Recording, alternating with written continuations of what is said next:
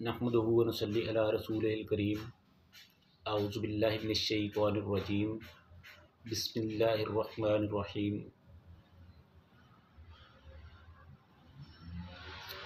या अय्युहल्लज़ीना आमनू कुतिबा अलैकुमुस्सियाम कमा कुतिबा अलल्लज़ीना मिन क़ब्लिकुम लअल्लकुम तत्तक़ून।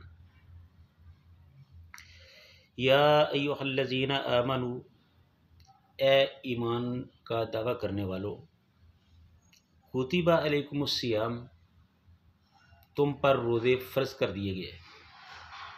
कमा कुतिबा अलल्लज़ीना, जिस तरह फ़र्ज किए गए थे उन लोगों पर, मिन क़ब्लिकुम, जो तुमसे पहले थे, लअल्लकुम तत्तक़ून, ताकि तुम बच सको, तुम परहेज़गार हो बन जाओ। रोज़ों की जो अहमियत है वो इस तरह है कुछ कि रसूलुल्लाह सल्लल्लाहु अलैहि वसल्लम के पास एक दफ़ा जिब्रील आए और उन्होंने आन के पूछा कि ए अल्लाह के रसूल, हमें बताया जाए कि इस्लाम क्या है। रसूलुल्लाह सल्लल्लाहु अलैहि वसल्लम ने जवाब देते हुए फरमाया कि इस्लाम ये है कि सबसे पहले आप गवाही दो कि अल्लाह वहदहु ला शरीक सिर्फ़ एक है, उसके अलावा कोई माबूद नहीं, इबादत के लायक नहीं, और मोहम्मद सल्लल्लाहु अलैहि वसल्लम अल्लाह के रसूल हैं। ये एक चीज़। दूसरी चीज़ आपने फरमाया कि नमाज पढ़ी जाए, नमाज कायम की जाए। तीसरा हुक्म दिया कि ज़कात अदा की जाए। चौथा हुक्म है कि रोज़ा रखा जाए। पांचवा हुक्म है कि हज किया जाए। ये 5 अरकान रसूलुल्लाह सल्लल्लाहु अलैहि वसल्लम ने गिनवाए और बताए। यही इस्लाम की बुनियाद है, यही इस्लाम की असास है। ये इनको इस्लाम की इमारत के 5 पिलर भी कहा जाता है कि पिलर होता है कि जिस पे इमारत खड़ी की जाती है, तो ये उन 5 पिलर में से एक है। इससे रोज़े की अहमियत का पता चलता है कि इस्लाम में रोज़े की कितनी अहमियत है। अल्लाह ताला हम सब को इस्लाम के अहकामात पर अमल करने की तौफीक अता फरमाए। तो इस आयत में अल्लाह ताला ने इन रोज़ों को फ़र्ज़ करने का हुक्म जारी किया है। इस आयत को हम 3 हिस्सों में तकसीम कर सकते हैं। पहला हिस्सा जो है वो है या अय्युहल्लज़ीना आमनू, ए ईमान वालों, ए वो लोगों जो ईमान का दावा करते हो, जो कहते हो कि हम ईमान वाले हैं।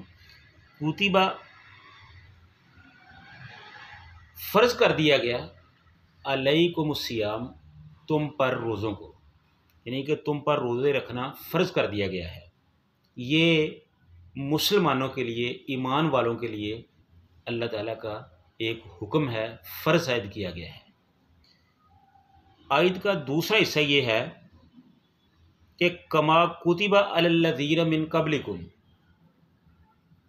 ये ईमान वालों को अल्लाह ताला ने तसल्ली दी है कि इसको अपने पर बोझ नहीं समझना। ये सिर्फ़ तुम पर ही फ़र्ज़ नहीं किए गए, बल्कि ये तुमसे पहले लोगों पर भी फ़र्ज़ किए गए थे। तुमसे पहले जो उम्मतें थीं वो भी रोज़े रखा करती थीं, तो ये तुमसे पहले वाले लोगों पर भी फ़र्ज़ किए गए थे। और जो इसका तीसरा और अहम जुज़ और हिस्सा है वो है इसके नताइज का, कि इससे क्या होता है, क्या मिलता है। अल्लाह ताला ने फरमाया है लअल्लकुम तत्तक़ून, ताकि तुम बच सको। जब आदमी रोज़ा रखता है तो रोज़े का बुनियादी मकसद जो है वो तक़वा पैदा करना ही है। वो जितनी भी इस्लाम की इबादत हैं वो सारी ज़ाहिर है। अगर कोई आदमी नमाज़ पढ़ता है تو دوسرے کو پتہ ہے کہ یہ نماز پڑھ رہا ہے۔ اگر کوئی آدمی زکوٰۃ ادا کرتا ہے تو دوسرے لوگوں کو پتہ ہے کہ یہ زکوٰۃ کی ادائیگی کرتا ہے۔ کوئی آدمی حج کرتا ہے تو اس کو پتہ ہے کہ یہ آدمی حج کر رہا ہے۔ کوئی آدمی کلمہ پڑھتا ہے تو کسی کو پتہ ہے کہ یہ آدمی کلمہ پڑھتا ہے۔ لیکن یہ جو روزہ ہے نا، یہ روزہ ایک راز ہے جو اللہ اور مومن کے درمیان قائم ہے۔ یہ یا تو روزہ رکھنے والے کو یعنی مومن کو پتہ ہے کہ میں نے روزہ رکھا ہے، تو یا پھر اللہ کو پتہ ہے کہ میرے اس بندے نے میرے لیے روزہ رکھا ہے۔ اگر کوئی آدمی بظاہر تو کہتا ہے کہ میں نے روزہ رکھا ہے، لیکن گھر کے اندر وہ ہر چیز کو کھا بھی لیتا ہے، تو باہر تو کسی کو نہیں پتہ کہ اس کا روزہ ہے یا نہیں۔ تو اس لیے روزہ ایک قسم کا راز ہے جو اللہ اور بندے کے درمیان قائم ہے۔ تو اس لیے روزے کی بہت زیادہ اہمیت ہے۔ اللہ تعالیٰ نے فرمایا کہ جو بھی آدمی نیک عمل کرتا ہے، عبادات کرتا ہے، تو اس کا جو صلہ ہے وہ فرشتے جو ہیں وہ لکھتے ہیں کہ اس آدمی نے یہ نیکی کی ہے، اس نیکی کا اتنا ثواب ہے۔ لیکن روزہ ایک ایسی چیز ہے کہ اس کا ثواب کوئی اللہ کے علاوہ کسی کو معلوم ہی نہیں، یہ لکھنے میں آ ہی نہیں سکتا۔ اللہ تعالیٰ نے فرمایا کہ روزے کا اجر میں خود ہوں، یعنی کہ میں ہی روزے کا اجر دوں گا، کوئی اور نہیں دے سکتا۔ کسی کو نہیں پتہ کہ روزے کا کتنا ثواب ہے، یہ اللہ تعالیٰ ہی جانتا ہے۔ یہ روزوں کی اسلام میں اہمیت ہے، یہ روزے کی اسلام میں حقیقت ہے۔